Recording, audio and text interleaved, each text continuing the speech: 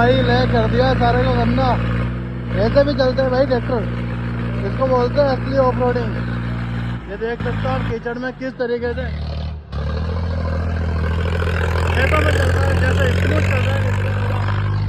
ये देखो भाई को आ चुका है गुस्सा और अब नहीं मानने वाला। ये भाई ढका दिया, वापस अंदर ढका दिया।